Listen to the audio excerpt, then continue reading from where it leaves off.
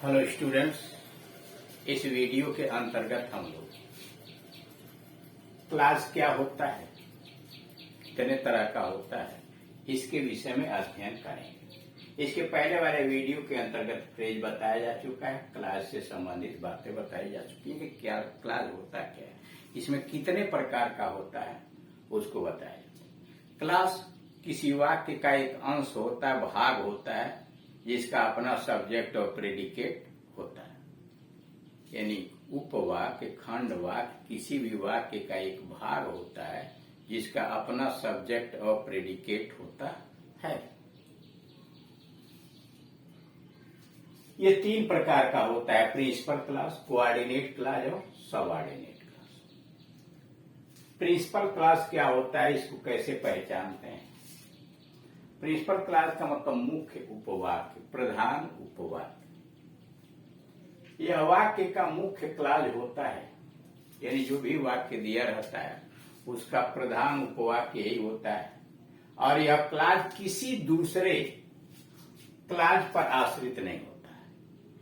कहा जो भी वाक्य होता है उस वाक्य में प्रिंसिपल क्लास मुख्य उपवाक्य होता है, और यह किसी भी दूसरे उपवाक्य पर अपने अर्थ के लिए निर्भर नहीं होता, अर्थात इससे पूर्ण भाव व्यक्त होता है।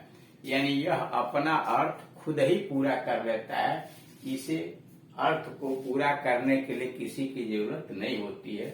इसके आरंभ में कभी भी कोई कनेक्टिव वर्ड यानी कंजंक्शन नहीं आता है। इतनी बातें आपने जानी। प्रिंसिपल क्लास किसी वाक्य का मुख्य अंश होता, मुख्य भाग होता है। यह उस वाक्य में किसी भी दूसरे उपवाक्य के ऊपर निर्भर नहीं होता है, मतलब अर्थ के लिए निर्भर नहीं होता है।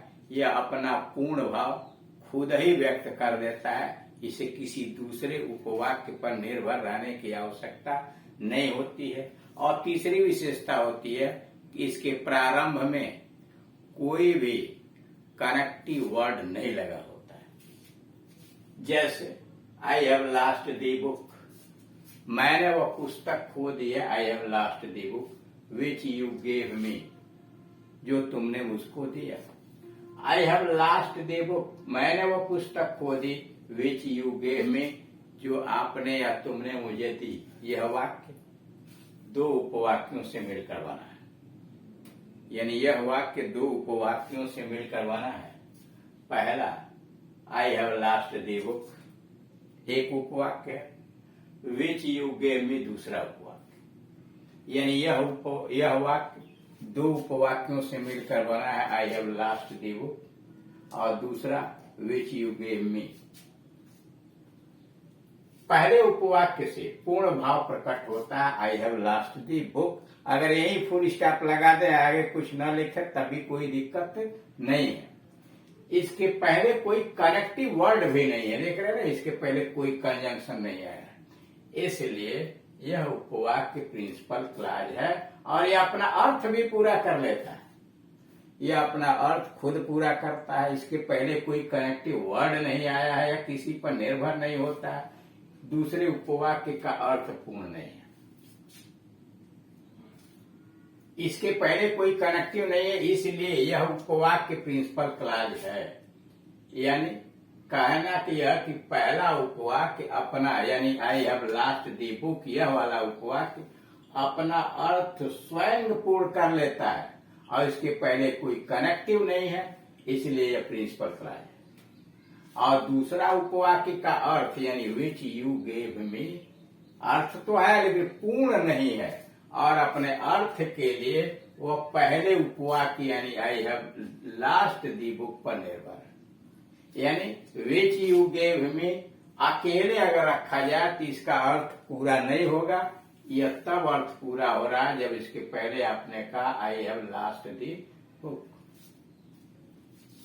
और अपने अर्थ के लिए चूंकि यह पहले उपवाक्य पर आश्रित है, इससे पहले कनेक्टिव वर्ड विच भी लगा हुआ, यानी इसके पहले कंजंक्शन विच भी लगा हुआ है, इसलिए इसको कहेंगे कि साहब यह सबऑर्डिनेट क्लास है, आश्रित उपवाक्य है। ठीक, यानी आपने देखा कि प्रिंसिपल क्लॉज वह होता है जो वाक्य में मुख्य क्लॉज होता है, उसके पहले कोई कनेक्टिव यानी उसके प्रारंभ में कोई कनेक्टिव नहीं आता, वो अपना अर्थ खुद पूरा करता है, किसी अन्य पर निर्भर नहीं रहता है। अब आइए कोऑर्डिनेट क्लॉज, समान पदीय उपवाक्य। यह क्या होता है? समान पदीय उपवाक्य। कोऑर्डिनेट क्लॉज वह उपवाक्य है जो संपूर्ण सेंटेंस का एक भाग होते हुए भी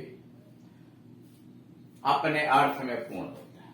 यानी कोऑर्डिनेट क्लॉज वह उपवाक्य है जो वाक्य का भाग होने के बावजूद भी अपना अर्थ पूरा कर लेता है और किसी अन्य क्लॉज पर आश्रित नहीं होता। दूसरी तरफ से यह समझिए कि वह भी प्रिंसिपल क्लॉज होता है ना।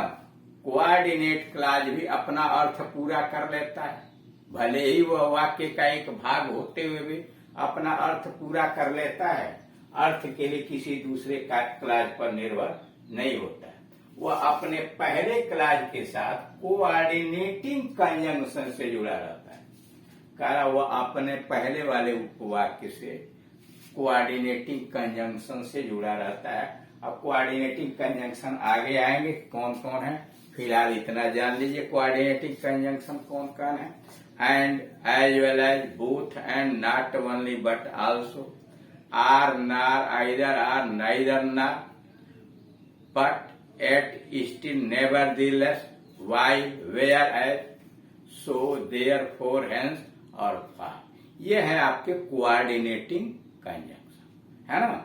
फिर सुन लीजिए, and, as well as, both and, not only but also, or, nor, either or, neither nor, but, at, still, nevertheless, however, whereas, so, therefore, hence और far आदि। यह है कोऑर्डिनेटिंग कंजंक्शन।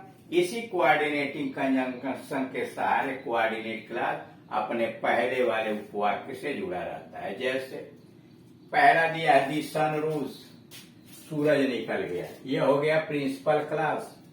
दी सन रोज प्रिंसिपल क्लॉज, इसके आगे कोई कंजंक्शन नहीं आया है, अर्थ भी पूरा है। और दूसरा क्लॉज है एंड दी फॉग डिसअपीयर्ड, और कोहरा छट गया, एंड दी फॉग डिसअपीयर्ड। यही कोऑर्डिनेट क्लॉज है जो कोऑर्डिनेटिंग कंजंक्शन एंड के द्वारा जुड़ा हुआ है, अर्थ भी अपना पूरा कर ले रहा है। एंड दी फॉग डिसअपीयर्ड, और कोहरा छट गया। दूसरा आलोक वर्कड हार्ड, आलोक ने मेहनत की, बट ही डिड नॉट पास। इसमें आलोक वर्कड हार्ड प्रिंसिपल क्लॉज है, बट ही डिड नॉट पास। यह जो है यह कोऑर्डिनेट क्लॉज है जो बट कोऑर्डिनेटिंग कंजंक्शन के माध्यम से पहले वाले उपवाक्य से जुड़ा हुआ है। उपर्युक्त वाक्यों में एंड दी फॉग डिसअपीयर्ड तथा but he did not pass समानाधिकरण उपवाक्य यानी कोऑर्डिनेट क्लॉज हैं तथा अपने पहले वाले उपवाक्य से क्रमशः एंड और बट कोऑर्डिनेटिंग कंजंक्शन के द्वारा जुड़े हुए हैं। क्लियर। अब आइए तीसरे पर, सबऑर्डिनेट क्लॉज। सबऑर्डिनेट क्लॉज आश्रित उपवाक्य। आश्रित उपवाक्य वह उपवाक्य है जो अपना अर्थ स्पष्ट करने के लिए किसी अन्य उपवाक्य पर निर्भर रहता है। यानी आश्रित उपवाक्य वह उपवाक्य है जो अपना अर्थ पूरा करने के लिए, स्पष्ट करने के लिए वाक्य के किसी दूसरे उपवाक्य पर निर्भर रहता है। जैसे आई नो, पहला I know that you are a good boy, मैं जानता हूं कि तुम एक अच्छे लड़के हो। दूसरा वेयर इज दी बॉय, वह लड़का कहाँ है। हु हेल्प्ड यू स्टडी, जिसने तुम्हारी कल सहायता की। तीसरा he came when I was sleeping, वो आया जब मैं सो रहा था।